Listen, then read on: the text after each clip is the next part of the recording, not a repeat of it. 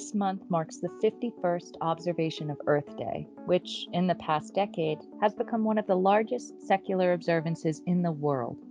This year, more than 1 billion individuals in over 190 countries are engaged in action to promote conservation and environmental protectionism. In this current moment, the discourse surrounding environmentalism seems to exist primarily in the realms of science and politics, but we wanted to take this opportunity to talk to a couple of researchers who study humankind's relation with the Earth in a broader perspective. This is Julia Baker, your new host of the Oxford Comment. The academic fields of both environmental history and future studies originated in the late 1960s and early 1970s during the rise of the mainstream environmental movement. On today's episode, we'll be discussing how these two areas of study look at our relationship with the environment and how these valuable perspectives can engage and inform our environmental understanding. Our first guest, environmental historian Erin Stewart Mauldin, spoke with our new humanities correspondent Tom Willard from her home in Florida. Erin is assistant professor of history at the University of South Florida, St. Petersburg, and the author of Unredeemed Land, an environmental history of civil war and emancipation in the Cotton South, which is available now in paperback. Hello, my name is Thomas Willard, and I'm the humanities correspondent for the Oxford Comment. I'm here today with Erin Mauldin. Thank you very much for joining us on the Oxford Comment. Could you quickly introduce yourself for us, please? Sure. I'm Dr. Erin Mauldin, and I'm an assistant professor of history at the University of South Florida, St. Petersburg campus. I have a book out with Oxford University Press. It's called Unredeemed Land, an environmental history of the Civil War and emancipation in the Cotton South. Came out in 2018, but it just paperbacked, so buy it now. And I'm excited to be here. Thank you so much for having me. Of course. So could you tell us a bit more about the history of environmental history, both its roots and the new directions that you see the field moving in? Sure. So environmental history is one of the newest disciplines of history, and yet it's one of the oldest forms of storytelling. In ancient times, when people lived very close to nature, and lacked sort of the technology to control nature at the level that we do now. You notice that their storytelling, their writing, even the laws that they use to govern themselves, always put nature at the center. And many of the deities of ancient societies all around the world personified aspects of nature, like weather or crops or vegetation or the hunt, etc. And if you upset these deities, right, that was the reason for natural disasters and large-scale environmental change. Environmental history as a field, however, did not actually coalesce around any sort of uniform orientation until the 1960s and 1970s, when mainstream environmentalism sort of propelled people to not only act out in protests or, demand new legislation at the state level across the world, but also in their academic work. And so environmental history combines a lot of different aspects of academic pursuits around the world, including the Annales School in France, sort of the subaltern studies of the Global South, as well as agricultural and ecological perspectives of Western institutions.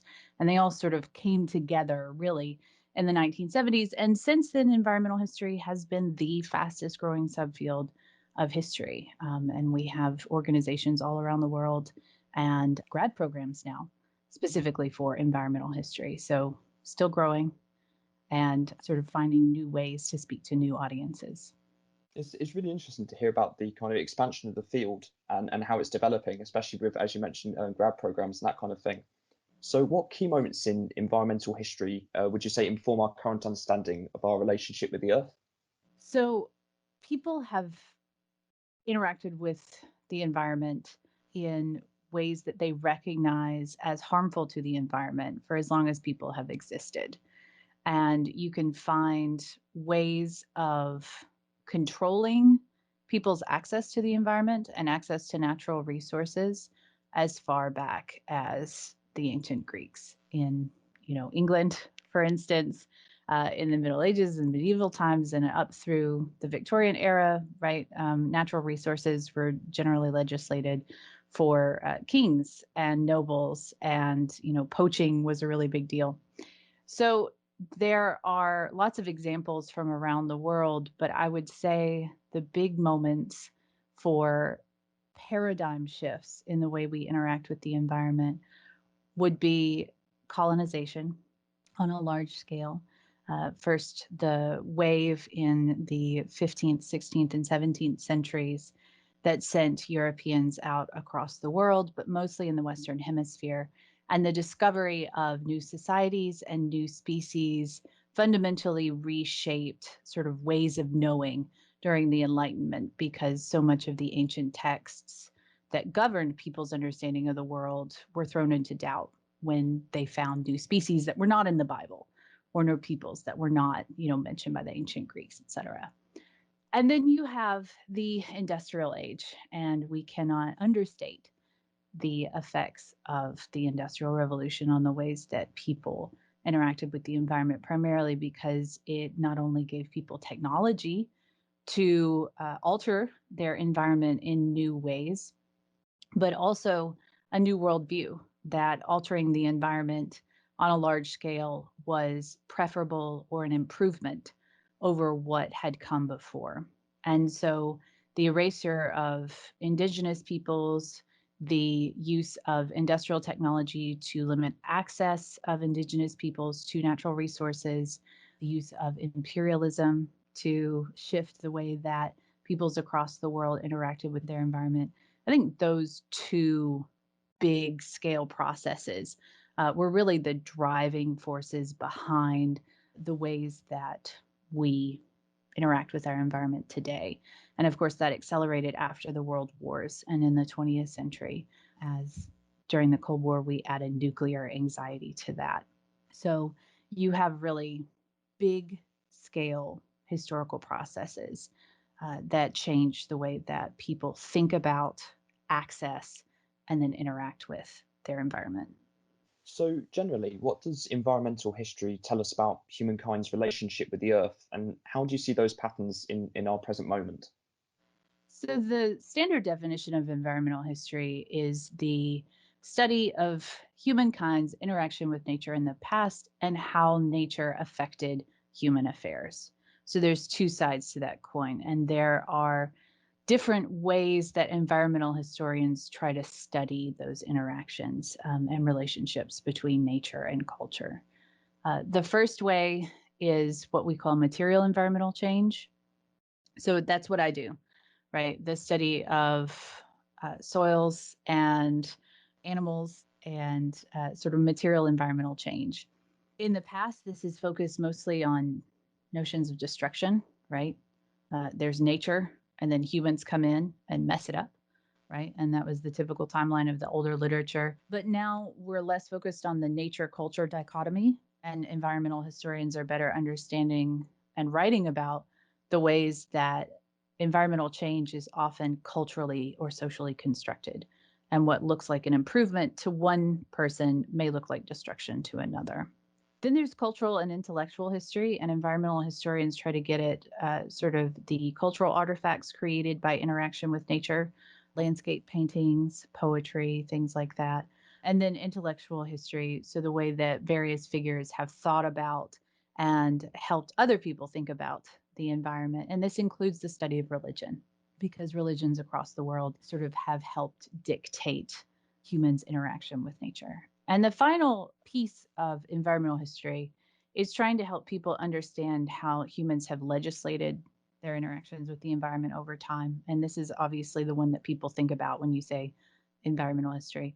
I do environmental history of the Civil War, and you say that to your average person on the street, and they're going to say, "Oh, I didn't know we had environmental legislation during the Civil War." And it's like, well, that's not what I do. We did, but never mind.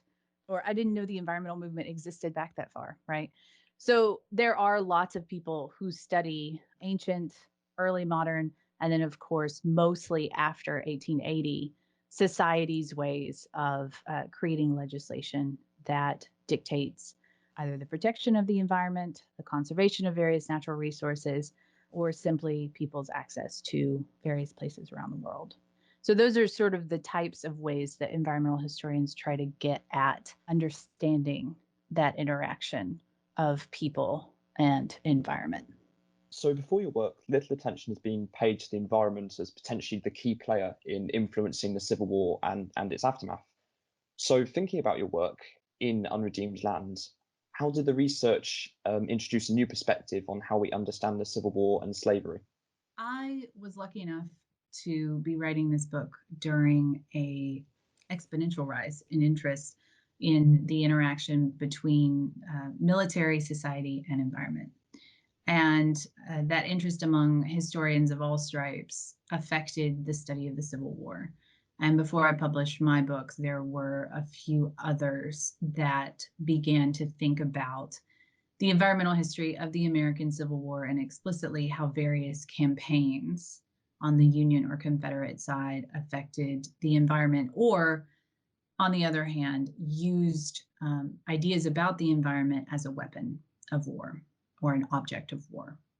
My book tries to take that work and sort of look beyond the Civil War itself. For me, it's important to know the direct and indirect effects of Civil War militaries on the environment. But even more, I know that environmental change didn't stop being important in 1865. Lead it and surrender, and everybody was like, oh, well, that's done, pre-war status quo, everything's fixed.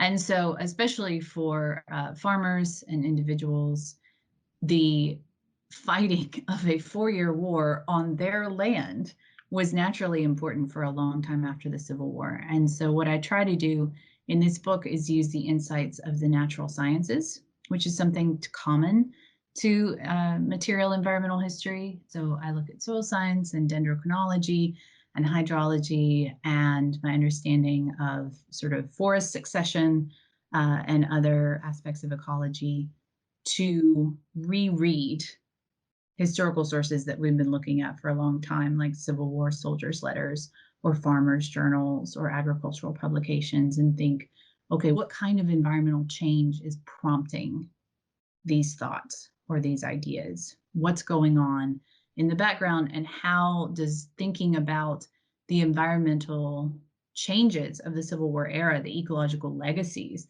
of the Civil War, how does that change our understanding of Reconstruction or emancipation? Thank you very much for that. And so, as a historian, obviously, it's important to look at how disciplines interact with each other and how they cross-reference across subjects. So, finally, how do you see the discipline interacting and informing other fields of study that also study the environment? So, environmental history is one of the most explicitly interdisciplinary fields of history. And it is not ashamed to borrow heavily from many, many different disciplines. And I think for that reason, it's difficult to define what environmental historians do, because lots of people who do environmental history come from or have training in other fields. Medical historians often study with epidemiologists. You have people like me who are really into the hard sciences and soil science. You have environmental sociology, and historical geography is almost the same thing with a different methodological lens. So we have lots of partners in fields just outside of history, and I think those connections make environmental history stronger, because not only does it expand the audience for our work, but it also helps rewrite traditional thinking about historical narratives, benefiting from others' methodological innovations. Brilliant. Thank you very much for that. Are there historical themes or subjects that you think need more environmental historical influence? There are. Oddly, gender history in environmental history has been lacking for a really long time, despite calls for more gender in environmental history since the early 1980s, specifically by Carolyn Merchant. That has not happened to a great extent yet, which is interesting considering that agitation for environmental cleanups and the correction of industrial pollution in communities often comes from women. whether you're talking about the US in suburbia, the US in urban areas, or of course in the global South. Many of those movements are actually led by women. And so we need to find a place for them in how we write or what we write about. The other thing I'd say is needed, and there are a few people working on this, but there are informational obstacles, and that is that most of the world's food supply and agricultural systems and industrial systems are controlled by a handful of companies. These multinational corporations like Nestle or Monsanto, and in a previous era, Standard Oil or the United Fruit Company, these companies are enormously influential in shaping environments all over the world, often from corporate offices in the US, Britain, or Australia. And we need to pay more attention to that. My friend Bart Elmore wrote a great book about Coca-Cola, and he's writing one about Monsanto. But of course, even through Freedom of Information Act requests, it's difficult to get access to some of these corporate records. And it's hard to track environmental change when, a company is outsourcing a lot of the dirtiest parts of its business to places across the world. So there's a real need for interest in the history of capitalism more generally, but more specifically, businesses and labor practices and how that sort of changes the way that people interact with the environment. Thank you very much for that and for joining us on the Oxford Commons. All that remains to say is congratulations on the publication of your book in paperback. Thank you so much for having me, Tom. I had a good time. Thank you very much. For our second interview, we were excited to welcome all the way from Sydney, Australia, recent VSI podcast guest Jennifer Gidley, past president of the World Future Studies Federation and author of The Future, A Very Short Introduction. Jennifer has recently designed a course for Ubiquity University on the environment and our global futures, topics she discussed with our new correspondent for the social sciences, Christine Scalora. My name is Christine Scalora. I'm the social science correspondent for the Oxford Comet, and I'm joined by Jennifer Gidley. Jennifer, can you tell us a bit about yourself? So I'm Jennifer, talking to you from Australia. I've been a futurist for over 20 years, drawing on my career initially as a psychologist and educator. So I'm more a social scientist than an environmental scientist, but I have a great passion for the environmental issues, particularly those of today. I was president of the World Future Studies Federation for 8 years, which is a UNESCO and UN partner. And in that role, I presided over UNESCO-funded projects in several developing countries, working with young people and trying to empower them to realise they can create their own futures. So I worked with hundreds of the world's leading futurists. I'm currently an adjunct professor at the Institute for Sustainable Futures in Sydney, and I'm Director of Research at the Oceanic Research Institute. Our role is regenerating the ocean. Thank you. Can you tell us a bit about the field of future studies and how has our sense of the future changed over time? Okay, so the future studies field emerged as an academic field around about the 60s and 70s. Prior to that, futures thinking, especially scenario planning, was in the early 20th century used largely by the US, Russia, Germany for their military and their war planning. A big shift occurred when in the 60s and early 70s, a group of people who were already at the time very conscious of looming environmental issues founded the World Future Studies Federation. Their interest was to democratize futures thinking. So they were aware of all this war planning and that the futures methodologies were being used for that. And they wanted to bring these futures methodologies and ways of thinking about the long term out into the world. So that was the beginning of the World Future Studies Federation, and a lot of other people were beginning to get involved in futures thinking in a different way. In terms of how our sense of futures changed over time, depends a little bit on your time scale. I could talk about 3,000 years of futures, as I do in my book, The Future, A Very Short Introduction, but I think that might take us a bit far afield. So I think I'll just focus on the last 100 years or so. Early in the 20th century, futures thinking was mostly about prediction.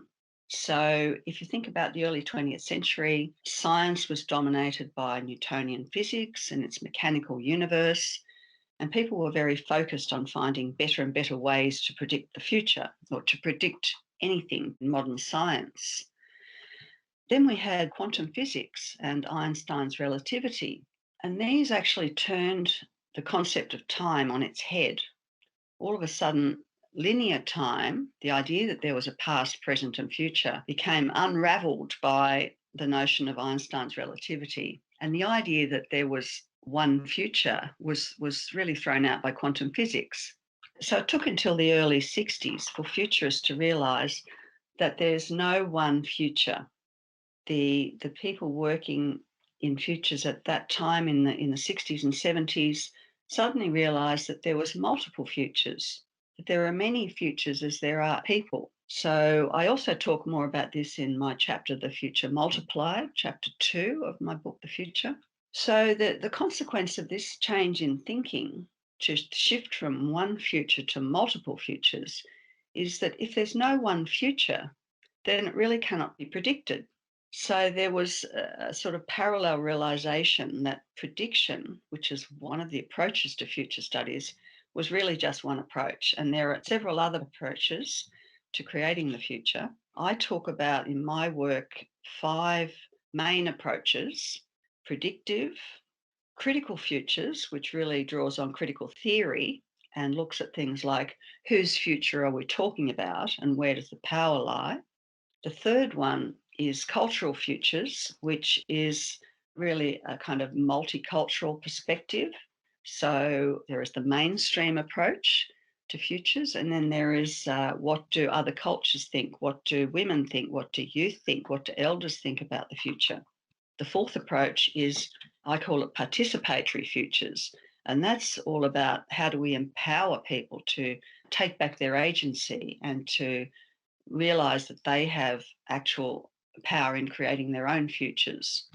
And the fifth approach is integral futures, which is a very integrated, holistic approach which incorporates any and all of methodologies and approaches that people want to use. And that's primarily the approach that I use. So, can you talk about the development of environmental futurism, particularly since the 60s and 70s, and how has futurism engaged with the question of the environment throughout its history? Sure. Well, I'd say that there's really no subfield of environmental futures within the future studies field.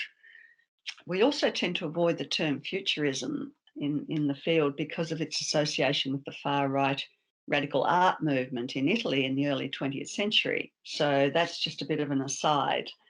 What I would say is the future studies field today is not especially known for its work in relation to environmental challenges or even the climate change crisis.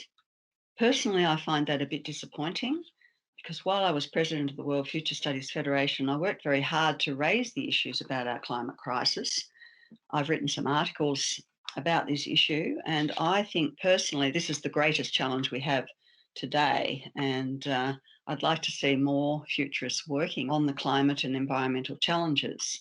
There is an article that I wrote. It's called Understanding the Breadth of Future Studies Through a Dialogue with Climate Change, which is very much what we're talking about today. I wrote that in 2016 and it was published in the World Futures Review. So for me, it's quite ironic that futurists today are not so interested in or not so focused on environmental issues because many of the early future scholars were very much focused on this. In fact, they were so far ahead of their time about the climate issues and the problems with exponential growth. In the 60s and 70s, there was a strong crossover between people involved in the Federation, the founders of the Club of Rome, and some of the seminal books that were raising awareness about the environment.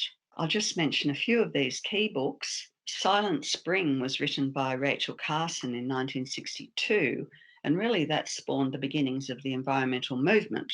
The Population Bomb by Paul Ehrlich in 1968 was very much about the concern about the rising population would decimate the resources of the earth.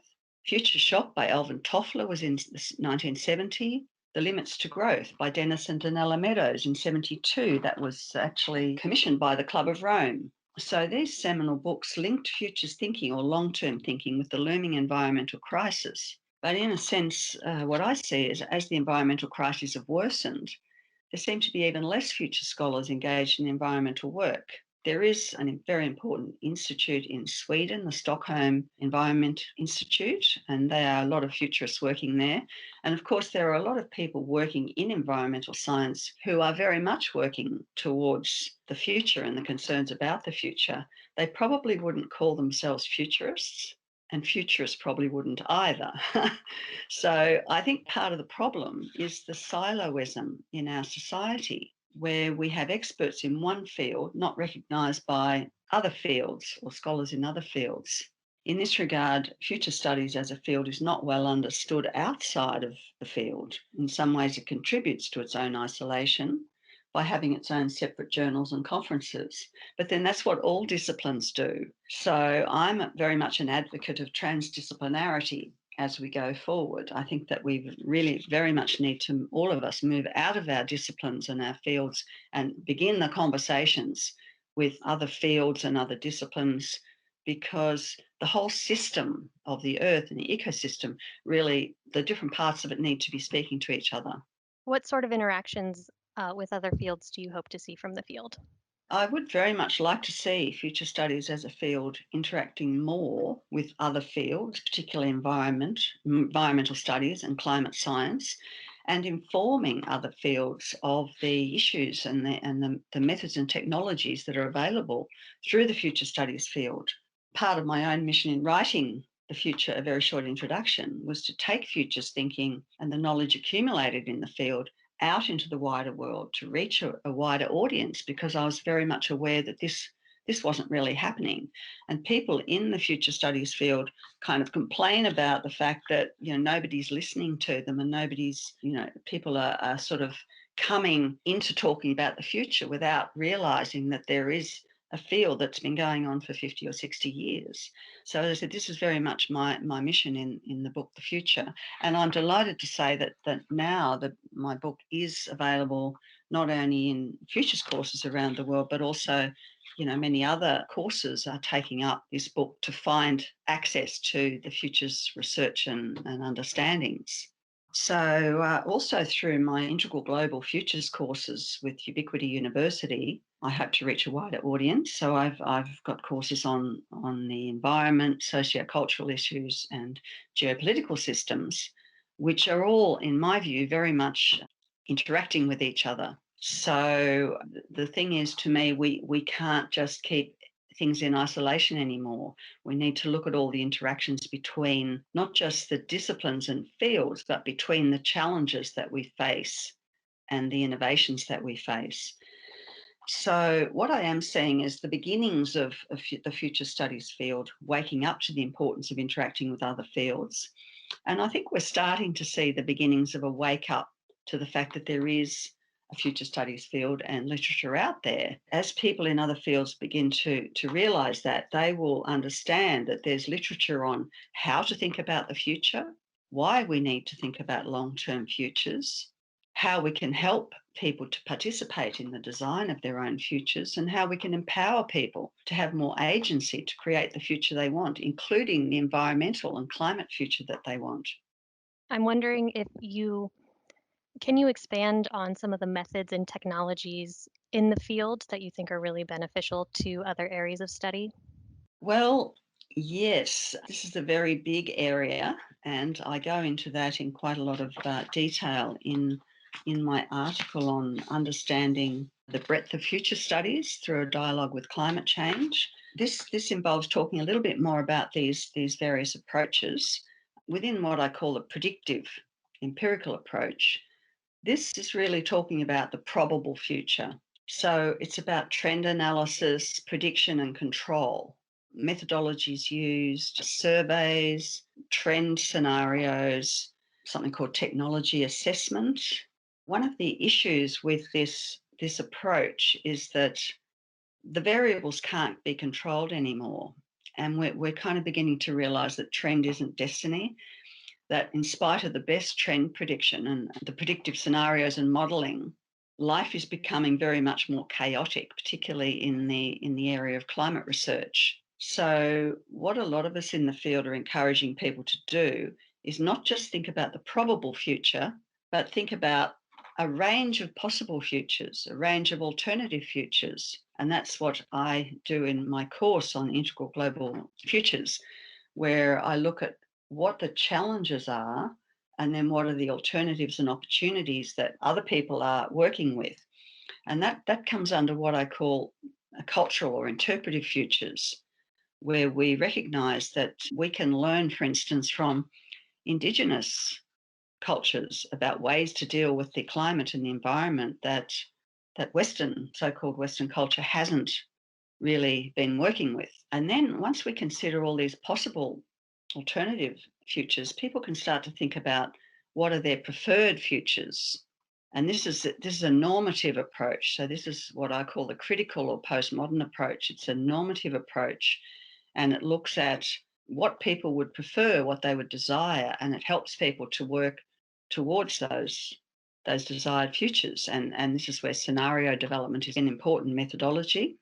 Fourthly, there's the idea that people need to participate, that the future is not something that anyone else can dominate or control for us, even though this is largely what we see, that people need to participate. And a lot of communities, local shires and councils and so on are beginning to introduce the idea of participatory workshops. And this really empowers people to realise that they can have a say in what the future is going to be. And then fifthly, there's this integrative or holistic approach, which really brings in systems thinking, complexity sciences, a mixed methods approach where, yes, modelling is important. We need to know what the trends are, but we also need to know that the trend is not the ultimate way that the future will go. And when we see very concerning and damaging trends, such as what we see at the moment with the heating of the environment and the heating of the ocean, potentially creating devastating effects in the future, we need to turn things around. We need to say, well, we don't want that trend. People want to have different futures to what the trends are suggesting. And this is where participatory and cultural futures come in, and we need to look at many other views. So, what does the study of the future tell us about humankind's relationship with the Earth, and how do you see those patterns in the present moment? Okay, so I think if we look at the long-term future based on the current trends, we see a future that's rather bleak.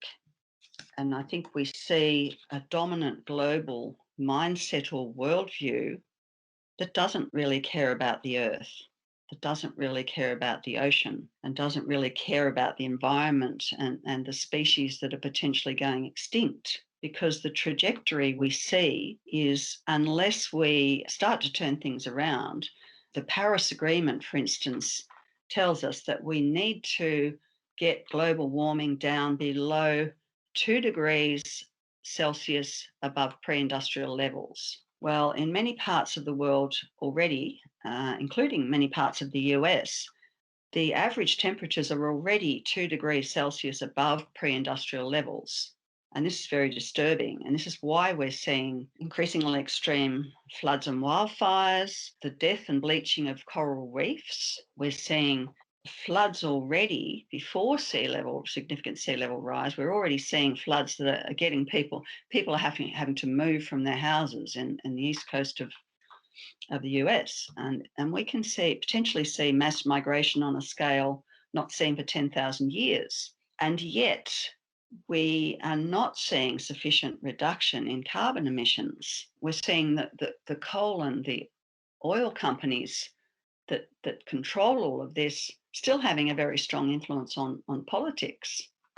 So what we're seeing, I think, is a dominant mindset and a dominant governance of the Earth, which doesn't really care about the Earth, which takes a short-term view and says, well, as long as we're making plenty of money, what does it really matter?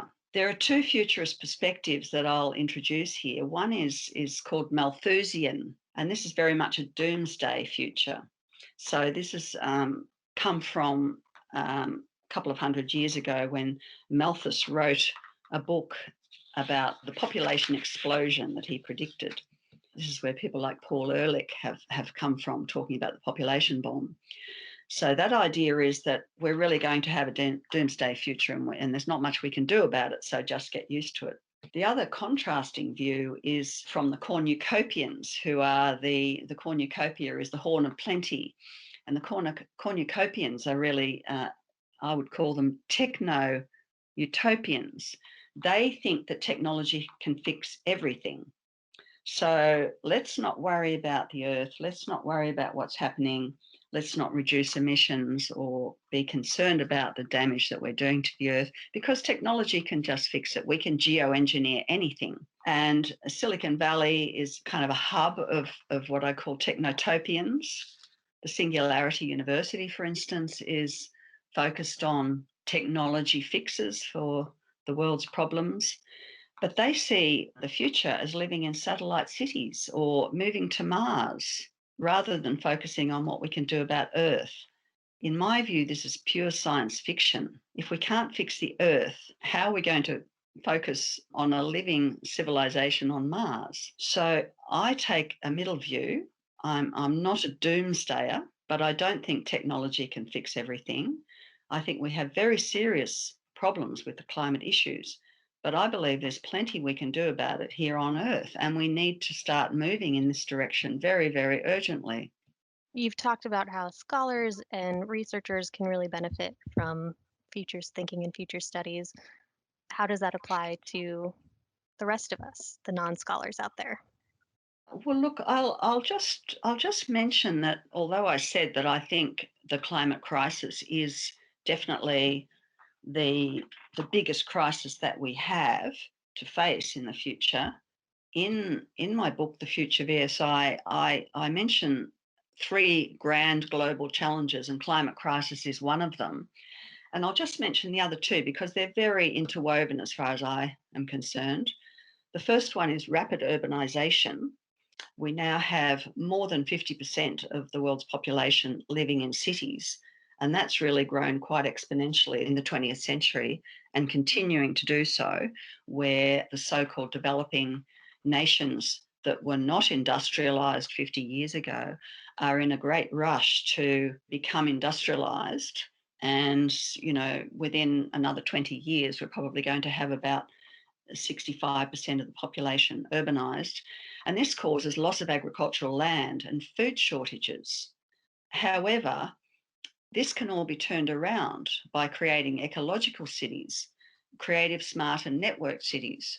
So there needs to be a shift to what's called new urbanism. The old urbanization was driven by industrialization and globalization. The new urbanism is driven by the idea of creativity and ecological awareness. So this is an important turnaround.